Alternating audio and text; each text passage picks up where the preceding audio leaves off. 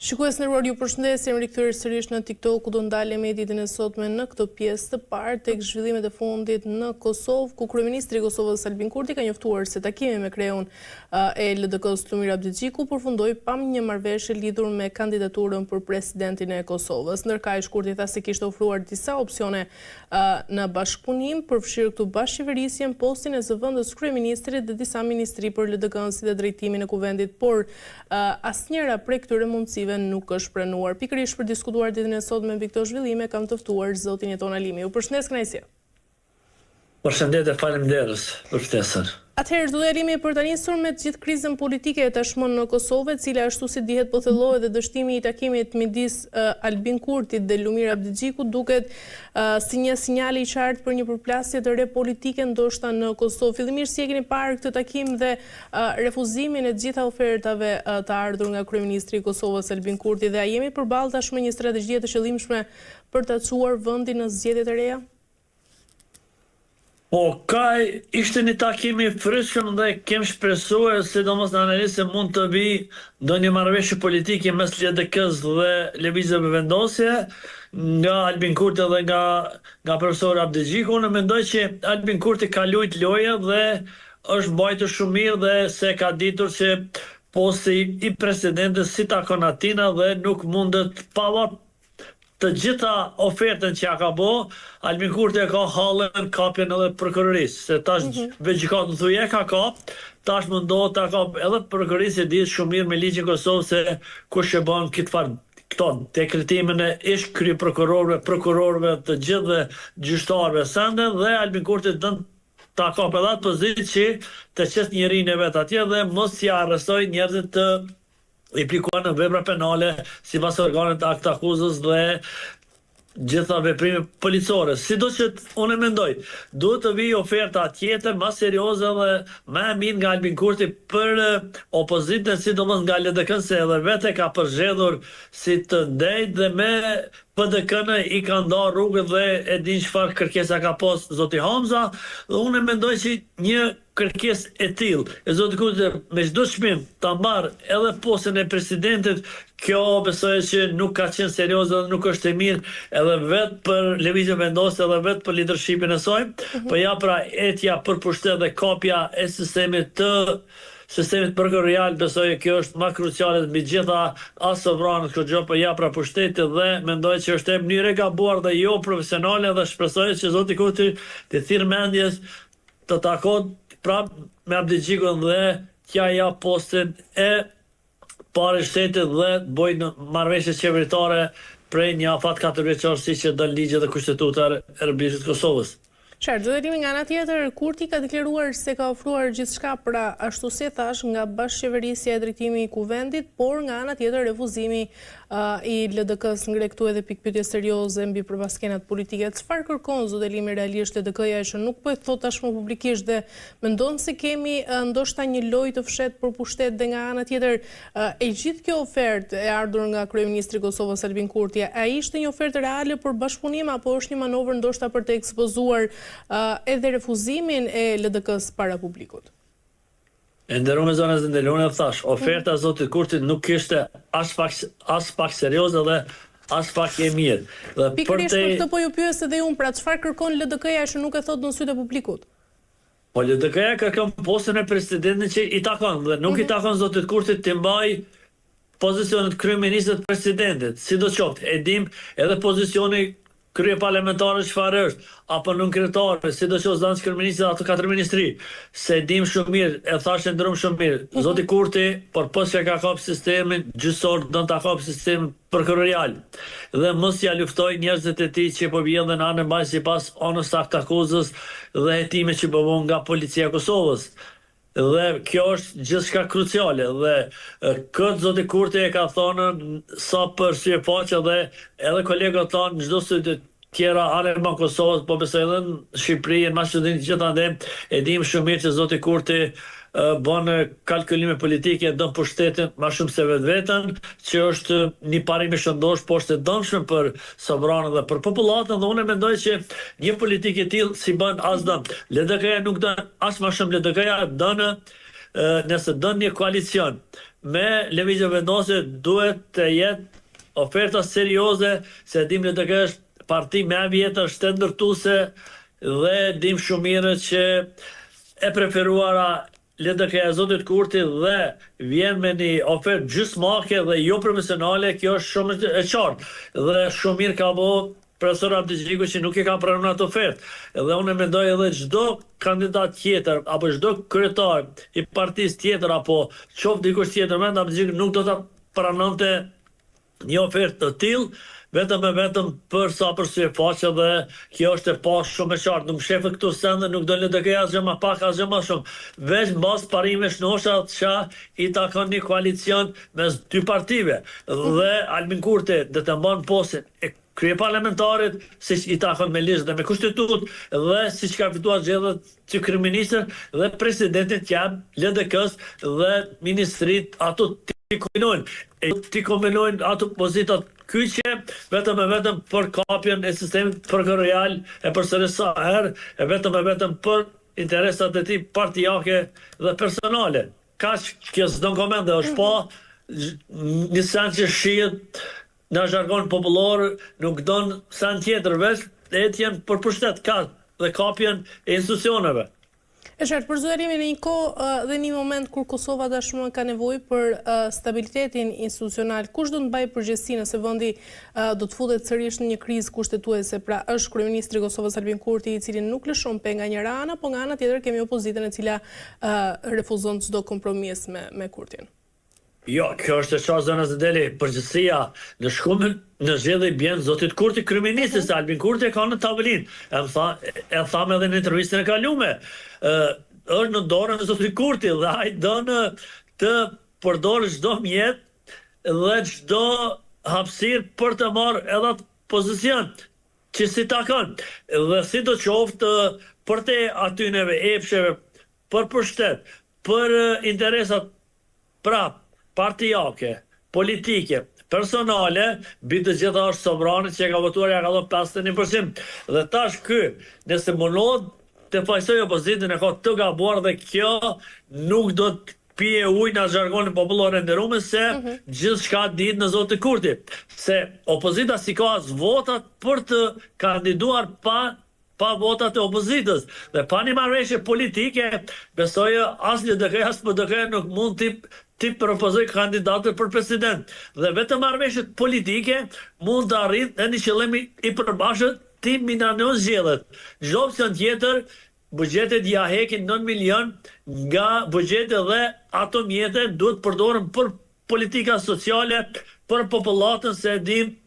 lufta mes Iranit, Shëbaz dhe lufta në Ukrainë e ka zvogluar shportën e qytetarit. Shtretimet gjitha ndena, papunësia, ekonomia dobët, sistemi juridik i dobët, dhe ky bën kalkulime vetëm për interesa ku me sovrani që ja ka dhënë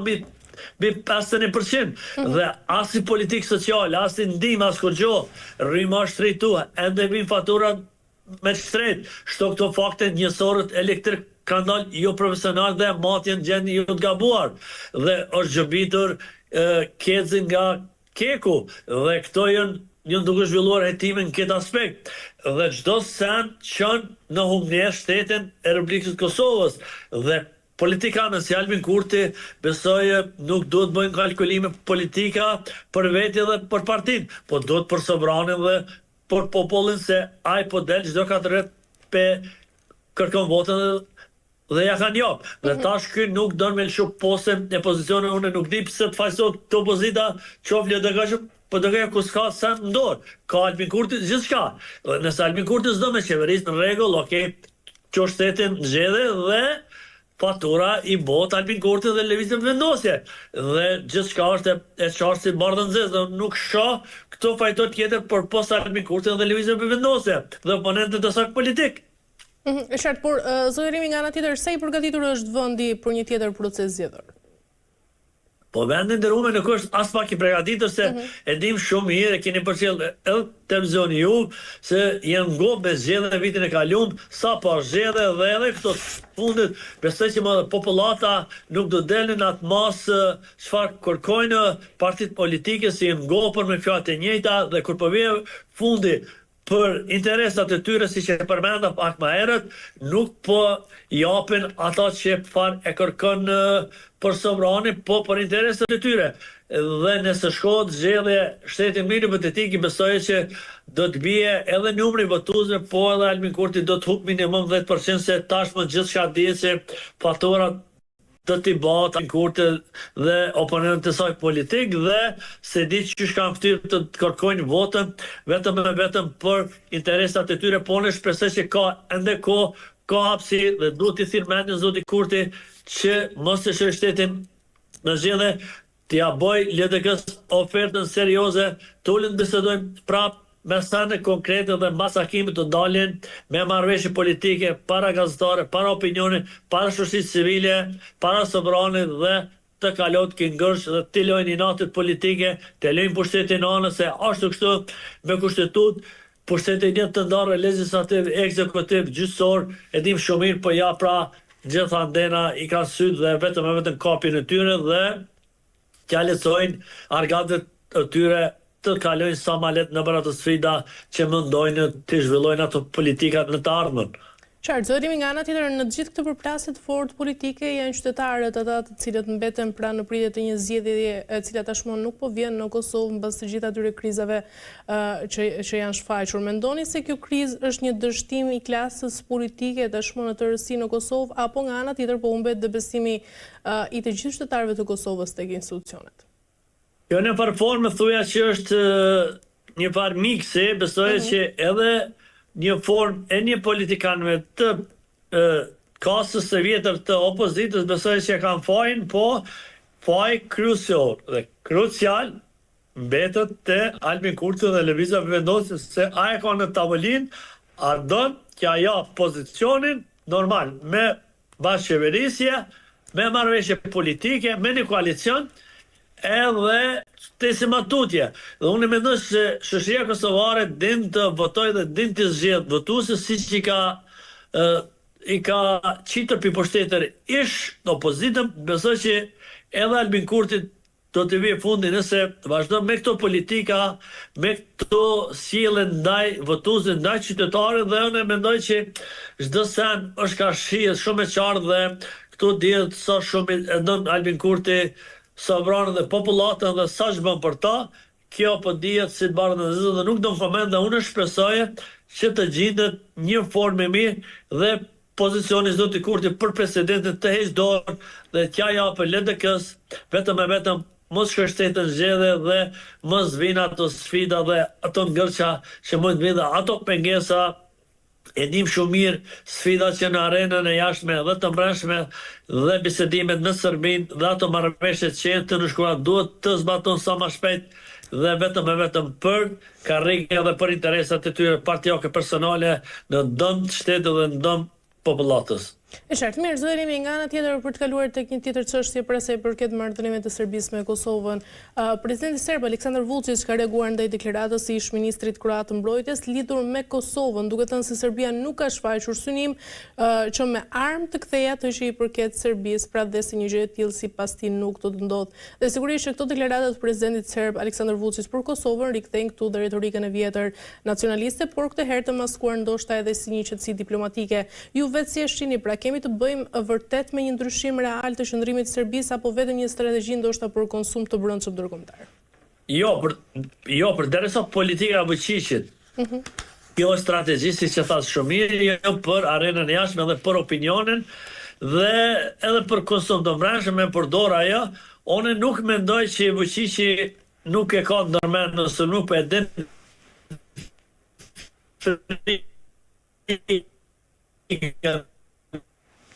nga NATO dhe nga Aliata, dhe nëse mendon ta bëjë gabimin e njëjtë e di çfarë pret, dhe kjo politike e Vučićit është më shumë për konsum të jashtëm dhe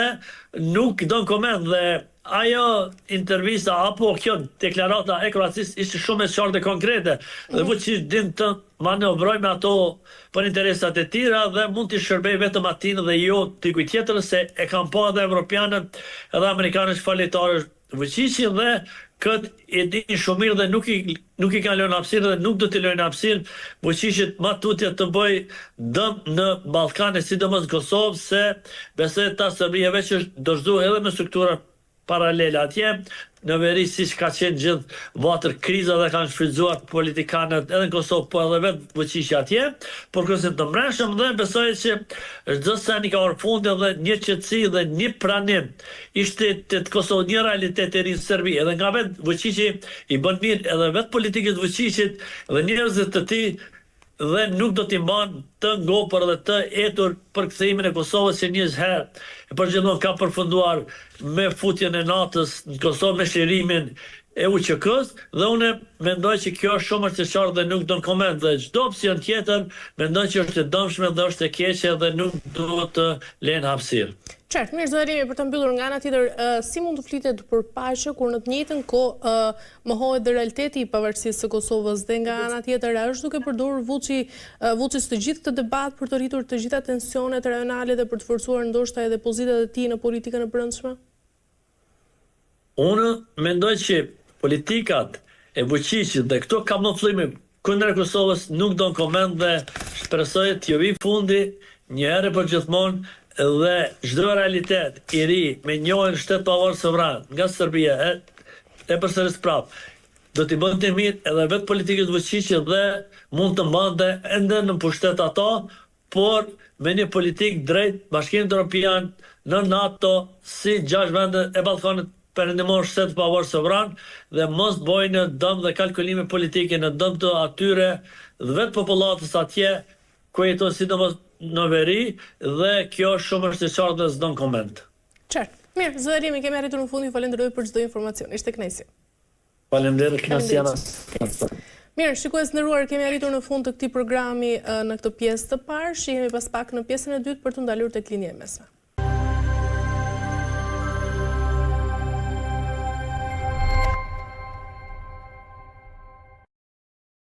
Mirë, shikues nderuar, jemi rikthyer tashmë në pjesën e dytë ku dalë tek lindja e mesme, ku presidenti i SBA-s Donald Trump ka shprehur besimin se Irani do të vazhdojë të angazhohet në dialog me Shtetet e Bashkuara, por më herët ditën e hënë kryetari i parlamentit iranian tha se Irani nuk do të zhvillojë negociata me Shtetet e Bashkuara nëse Washingtoni vazhdon të kërcënojë Republikën Islamike, ndërkaq që ai ka shtuar se vendi i tij është gati të demonstrojë një ekuilibër të ripushteti në fushën e betejës, duke vënë duke se përgatitjet për këtë kanë qenë duke u zhvilluar gjatë 2 javëve të fundit. Kam të ftuar ditën e sotme generalin Dede Prenga. Ju përshëndes, kënaqësi.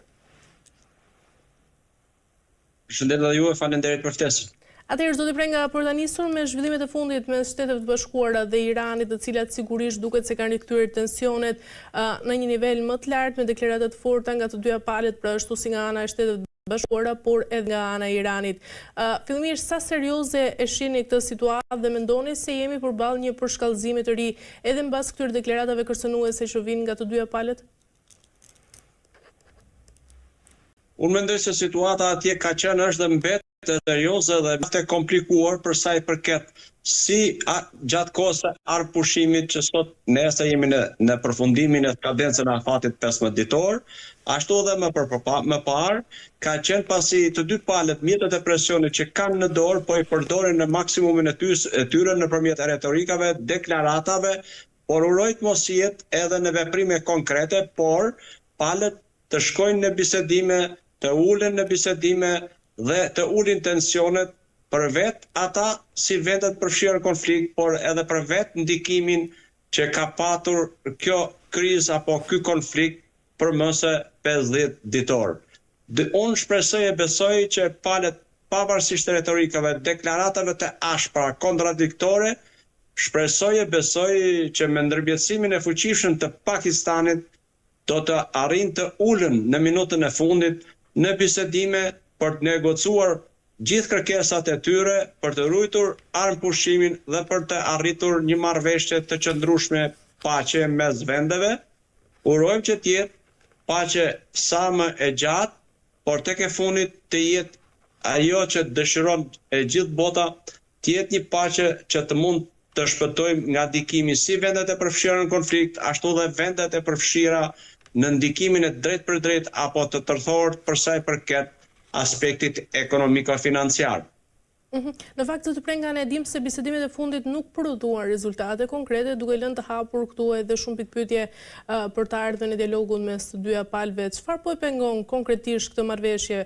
mes SBA-s dhe Iranit? Siç palët e bisedimet e takimit të parë deklaruan pas përfundimeve të negociatave të pasuksesshme 21 orëshe, ngërçi kryesor ka qenë i lidhur me dy element, që është ngushtica e Hormuzit dhe programi bërthamor. Shpresojmë që gjatë kohës 14 ditore që ka qenë i vendosur pushimi, me ndërmjetësimin e Pakistanit si me delegacionin iranian, ashtu dhe Shtetet e Bashkuara të Amerikës të jetë biseduar dhe të parafrojnë qëndrimet e tyre dhe të ulin në raport me njëri tjetrin kërkesat ultimative, dhe me këto kërkesa do të jetë relativisht e vështirë për të mos thënë e pamundur për të dalë një rezultat edhe në takimin e ardhshëm që shpresojmë, besojmë dhe urojmë që të jetë brenda afateve të armpushimit për të mos patur nevojë për të patur një shtyrje të këtij armpushimi. Gjithsesi është relativisht e vështirë, jo vetëm nga pala amerikane, por edhe veçanërisht nga pala iraniane, pasi përbërja e delegacionit iranian dhe qëndrimet e tyre janë në presion të jashtëzakonshëm dhe kanë konflikte mes tyre, pasi përfaqësuesit e Gardës Revolucionare kanë kërkesa ekstreme të cilat nuk duan që të lëshojnë as pak në kërkesat e tyre në raport me kërkesat që ka pala e tjetër që është në bisedime me ndërmjetësimin e Pakistanit dhe Shtetet e Bashkuara të Amerikës. Nëse qëndrojnë e vazhdojnë të qëndrojnë që unë uroj të mos ndodhë në kërkesat ekstreme që duken në formën e ultimatumeve, atëherë Irani, Shtetet e Bashkuara të Amerikës, Izraeli dhe lindja mesme në veçanti, por dhe bota në përgjithësi do ta kenë, do thosha, të vështirë dhe do presin ndoshta më kot për të marrë lajmin e mirë të vendosjes së një marrëveshje paqe mes dy vendeve. Qoftë kjo edhe me afate kohore të kufizuara. Ndërkohë, zoti Prenga, nga ana tjetër, ashtu si thashë edhe në fillim, Irani ka vendosur një kusht të qartë, pra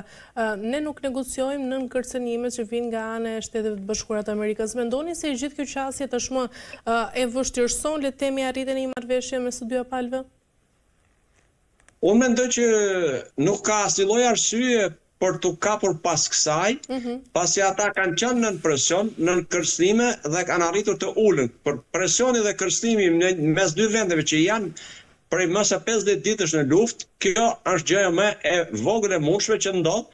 dhe duhet i marrë konsiderat që ky presion dhe këto kërcënime të mund të qetësohen palët dhe është e vetmja rrugë për mua është ulja në tavolinë e bisedimeve, negocimi me ndërmjetësim apo i drejt për drejt, për të parafruar kërkesat e tyre dhe për të dalë e finalizuar me një marrëveshje paqe. Nuk është në interesin as vetë Iranit, natyrisht edhe të vendeve tjera, por në veçanti do thosha të Iranit. Se nëse nuk ndodh kjo, atëherë këto ditë që ka patur armpushim mes palëve kanë shërbyer paralelisht edhe për rritjen e kapaciteteve, për masat, për të qenë të përgatitur në një veprim të mundshëm, se nëse nuk do të ketë finalizim të këtij armpushimi, shtyrje të armpushimit me një marrëveshje mes palëve, atëherë detyrimisht që asnjëra palë nuk do të tërhiqet dhe nuk mundet të largohet pa asnjë lloj fitimi e pa asnjë lloj kuptimi nga ky konflikt. Kështu që kam bindje që të dy palët janë në kërcënim, janë në presion, ashtu do të vazhdojnë të jenë, por kjo nuk do të thotë dhe nuk është arsye mjaftueshme për të shmangur uljen e delegacioneve në tavolinën e bisedimeve aty dhe vetëm aty do të gjendet zgjidhja. Me ndërmjetësim apo në mënyrë të drejtë për drejtë mes delegacioneve, kam bindjen përfundimtare që vetëm aty do të gjendet zgjidhja e dëshiruar, e kërkuar dhe shumë e pritur, jo vetëm nga palët në konflikt, por nga lindja mesme në tërësi dhe tërë globi që është i afektuar nivelin ekonomiko-financiar të rritjes së çmimeve. Ndërkohë, zoti Prenga, nga ana tjetër, Shtetet e Bashkuara e kanë bërë të qartë se nuk do të pranojnë një Iran me armë të bërthamore. Sa larg mund të shkojë Washingtoni, zoti Prenga, për të ndalur të gjithë këtë? Është relativisht e vështirë për të përcaktuar se ç'kanë në mendje dhe kush janë planet e tyre që tashmë nuk janë bërë publike, por janë të fshehta. Ata kanë të gjitha llojet e varianteve të mundshme, të gjitha llojet e skenarëve të mundshëm dhe kam një bindje që edhe Irani duhet ta mbajë mirë në mendje, të rikthehet her pas here, sepse për sa kohë Shtetet e Bashkuara të Amerikës dhe Izraeli, por veçanërisht Shtetet e Bashkuara të Amerikës e kanë nisur këtë betejë, askush nuk pranon që të dalë i humbur, sepse këtu do të vihet edhe vazhdon të vihet në lojë reputacioni i Shteteve të Bashkuara të Amerikës, jo vetëm i presidentit të Shteteve të Bashkuara të Amerikës në arenën ndërkombëtare. Dhe unë nuk do dëshiroj edhe askush nuk do ta dëshironte që të tillë, por jam i bindur që nëse nuk ulen në bisedime dhe nuk dalin me një marrëveshje, qoftë kjo thash edhe e kufizuar dhe jo me parametrat që janë kërkesat e Shteteve të Bashkuara të Amerikës, po marrni shembull programin bërthamor që ka thënë për 20 vjet do të ketë. Ajo mund të bjerë, mund të negociohet, mund të bjerë në 10 vjet. Por prap do quhet e suksesshme dhe palët të dyja do ta shesin si fitore të tyre. Por nëse nuk pranohet fare, atëherë jam i bindur që të gjithë diapozitivi ushtarak i forcës ajrore, forcës detare dhe pjesë të tjera që janë në rajon, në lindjen e mesme amerikane, nuk besoj se do të lëvizin nga rajoni paralizuar dhe marr atë çfarë ka kërkuar, jo 100%, por realizimin e objektivave kryesore që kanë patur para se sa të fillonte konflikti. E qartë. Zotë Prenga, nga ana tjetër, të gjitha deklaratat që vijnë nga Teherani pra për një ekuilibër të ri në fushën e betejës kanë ngritur nga ana tjetër edhe shqetësim pavarësisht edhe negociatave të cilat do të zhvillohen. Mendoni se kemi të bëjmë tashmë me një retorikë politike e cila është e vazhdueshme pasi kemi pasur deklarata të tilla edhe në muajt e parë, apo kemi vërtet një përgatitje reale për një përplasje më të madhe mes dy vendeve? Unë mendoj që paralelisht lëvizin të dyja, por pjesa e përplasjes së madhe besoj që do të shmangët për vetë pa mundësinë dhe kapacitetet që kanë, sepse kanë shpenzuar për mbi 50 ditë jashtëzakonisht shumë nga arsenali i tyre, përjashtuar vetëm ai bërthamor dhe në një pjesë tjetër që mund ose mund mos jetë eksperimentuar e në një armatimi të veçantë, pjesa tjetër të dyja palët e kanë përdorur në maksimumin e tyre dhe ato një pjesë janë hedhur e janë harxhuar, një pjesë tjetër janë asgjësuar, flas gjithmonë nga pala e Iranit. Qofshin këto raketat balistike si fuqia goditëse më e madhe, qofshin këto dronët, qofshin shtratet e lëshimit, qofshin edhe shumë pajisje e teknologji të tjera. Dhe jam i bindur që raporti i prodhimit të industrisë ushtarake me atë që hidhet e përdoret në luftë është gjithmonë në mënyrë të shtrenjtë. Pra, prodhimi do e kërkon kohë përveç aspekti financiar, kurse hedhja e tyre është tepër e lehtë dhe masivisht, kështu që në këtë raporte mendojnë që rezervat e tyre në gjithë pikpamjen e arsenalit ushtarak janë shpenzuar dhe nuk janë më në nivelin që kanë qenë përpara se fillonte konflikti. Ky është një faktor ose një element më së mjaftueshëm për të menduar mirë përpara se sa të fillojë një përplasje e re apo të ndërmerren veprime goditëse nga njëra palë e reaguese nga pala tjetër. Gjithsesi, kjo është element që duhet të shikohet në të ardhmen, por unë mendoj se këta janë faktorë mjaftueshëm, përfshi edhe shumë faktorë të tjerë të reagimeve dhe ndërkombëtare, por mbi të gjitha të Kinës që ka kërkuar për të mbajtur të hapur ngushticën e Hormuzit, i ka kërkuar Iranit dhe dihet që Kina ka ndikim jo vetëm për marrëveshjet e nënshkruara dhe për investimet që ka realizuar në Iran dhe që furnizohet me naftë, nga ajo 20% i naftë në shkallë botërore ai merr mbi 87% të saj, por edhe për shumë elemente të tjerë dhe besoj që kjo është një sinjal pozitiv dhe shpresë dhënës për sa i përket thirrjes që u bën Iranit. Amerika ka këtë dëshirë për të ulur në bisedime dhe për të përfunduar e mbyllur këtë konflikt me një marrëveshje paqe, cila do qoftë koha që jam i bindur në një farë mënyrë që ka treguar dhe historia dhe e kaluara që do të ketë një marrëveshje me kohë të kufizuar. E qartë, zoti Prenga, nga ana tjetër presidenti Donald Trump është shprehur optimist se i përket këtyre negociatave, por njëkohësisht ka paralajmëruar për pasojat të rënda nëse këto negociata pra këtë herë do të dështojnë. Si e lexoni këtë deklaratë, pra a shpreh kjo një paralajmërim për veprime konkrete nëse do të kemi ditën e sotme një dështim sërish të këtyre negociatave? Unë mendoj që ka dy nga skenaret e mundshëm, me që jemi edhe në prag të përfundimit ose skadencës ose armpushimit të vendosur për 15 ditë. Së pari do të ishte edhe dëshira e kujdo që të realizosh nëpërmjet uljes së tavolinës e bisedimeve dhe të përfundohet të finalizosh me një marrëveshje. Por edhe nëse nuk arrihet kjo, minutat e fundit mund të jetë edhe pjesa tjetër e një vendimi të pritshëm, të mundshëm, nga më të pranueshit do thosha, shtyria e afateve kohore të armpushimit me 5 ditë, me 10 ditë, sa mund në parashikohet ishte, askush nuk kërkon që të përplaset ose të vazhdoj operacionet luftarake në këtë situatë që aktualisht ndodhen palët. Gjithsesi, nëse dikush do ta vendos në rolin e elitit për një çast veten në vendin e presidentit të Shtetit Bashkuar të Amerikës, tashmë nuk është shumë komod që ai të mund të tërhiqet, por do dale me një farë krenarie që e quan. Dhe nëse dështojnë negociatat, atëherë duket sikur nuk ka rrugë tjetër nëse nuk ka një shtyre për të patur një 10 ditë, 5 ditë, 10 ditë armpushim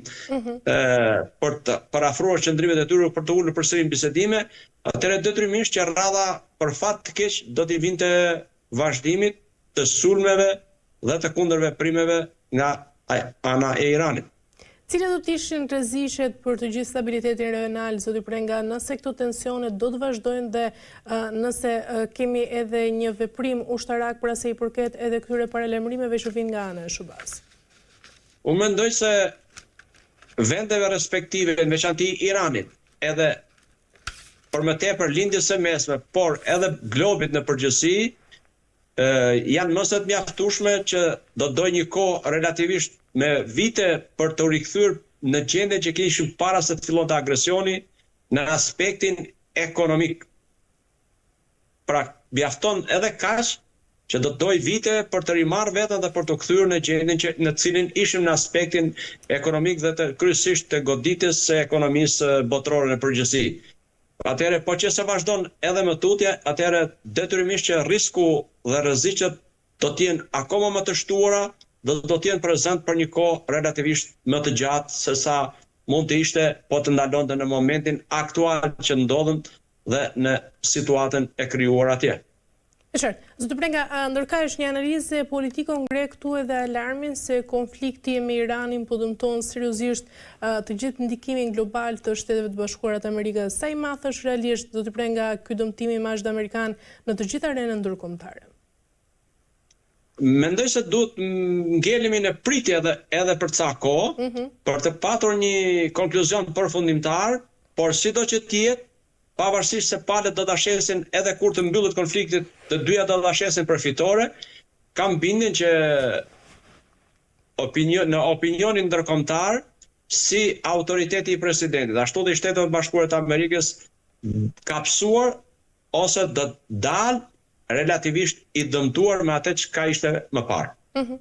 Kush po përfiton, zoti Prenga, nga e gjithë kjo situatë, pra nga të gjithë rivalët e Amerikës? Unë mendoj që ata të cilët po përfitojnë dhe po përvijohet, si mund të themi, një arkitekturë e re, mendoj se është Rusia së pari e pavarësisht asaj prezencës dhe ndikimit pak edhe Kina.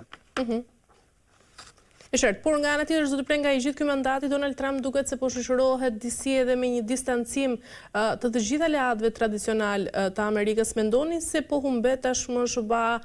mbas këtyre konflikteve edhe mbështetjen e partnerëve të saj historik? Nuk besoj shumë, por mënyra se si u nis e filloi operacioni dhe u mur vendimi do të cila në vëmendjen e opinionit publik në përgjithësi që letrën e hapur të ish presidentit të Shteteve Bashkuara të Amerikës për 2 mandate Bill Clinton, i cili e ka përcaktuar më së sakti se cila është rruga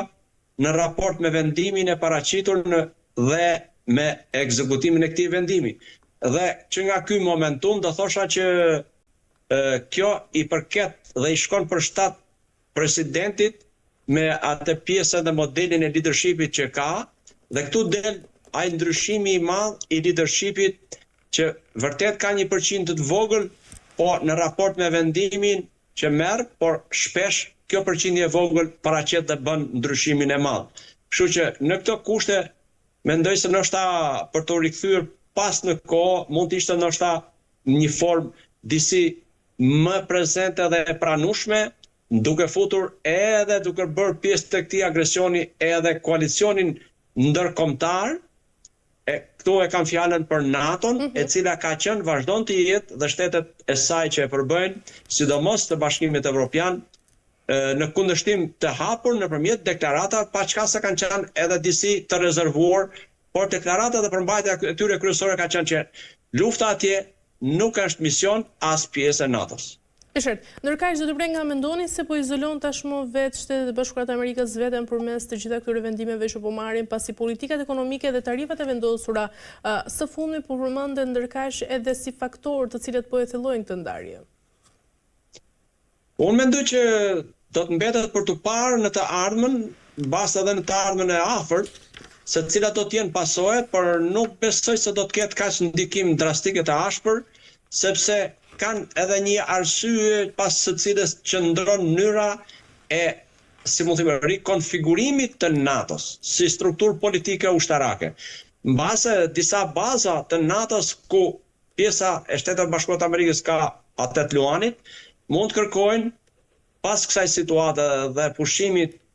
të luftës dhe të vendosjes së armpushimit dhe të paqes nëpërmjet një marrëveshje, mendoj se do kërkohen disa rikonfigurime dhe lëvizje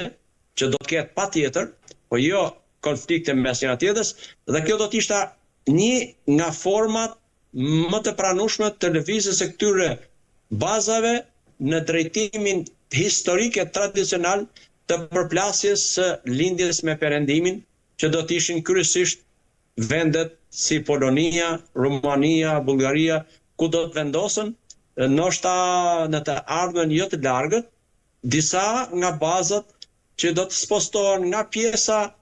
perëndimore jugore e Evropës për të zhvendosur në pjesën lindore të saj e pak ndoshta edhe veriore, sepse aty ka qenë dhe do të mbetet vija e përplasjes dhe e konfliktit mes lindjes e Perëndimit.